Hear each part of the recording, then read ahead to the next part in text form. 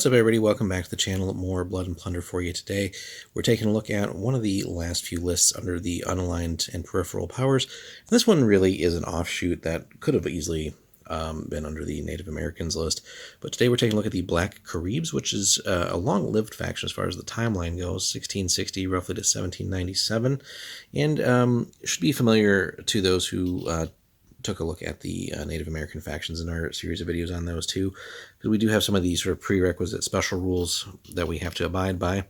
So we cannot have any size 2 or larger ships. So essentially canoes and the like is going to be the main things that we get. If we're the attacker in the scenario, we can deploy half of the units rounded down following the lay in wait special rule. Any ships automatically gain paddles for free. There's no artillery that we can have access to. It makes sense. And then everything in the list does get tough and spry, which is pretty cool. So basically for tough, if we've got fatigue and we didn't push, we can essentially remove some fatigue for free, which is cool. And then spry is one that we haven't seen much of before, but we'll talk about that one a little bit here once we get into the units a little bit more. So our choices here are kind of interesting compared to a lot of the more recent lists where we have a lot of variety. Here under core, we literally just have the one choice, African warriors, and there's not really any options to swap things out, unfortunately. Not that the African warriors are bad, it's just we've seen so many lists lately where we have all these other choices and swaps that we can do. But nonetheless, we're going to be taking a lot of African warriors.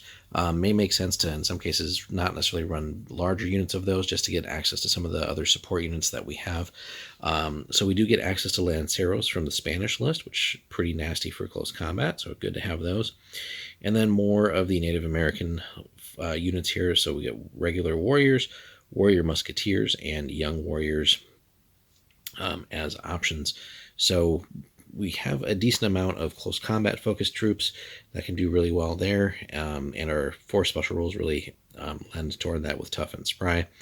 And then young warriors as well, but we also can do a decent amount of shooting to take down things at range, although we're still going to be, I think, overall better at close combat with the list.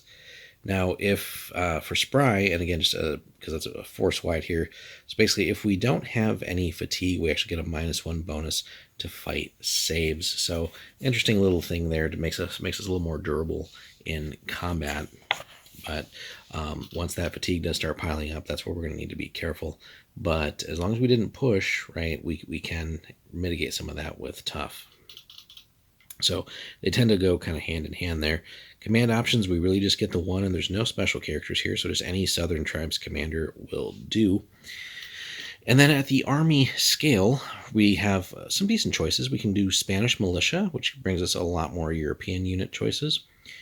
Caribs, Caribbean tribes, and the South American tribes as well, if we want more of those native forces with some of the tricks that they can bring us at those larger point sizes.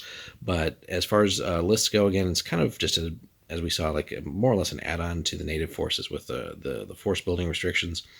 It is nice that we do get tough and spry just across the whole list, so being able to squeeze some of that in is really cool. And having them like tough and spry on like Lanceros, if those can get employed correctly and get solid charges off, that's going to be very deadly.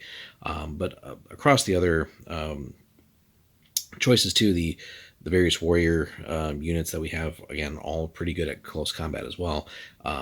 So not to discount them by any means.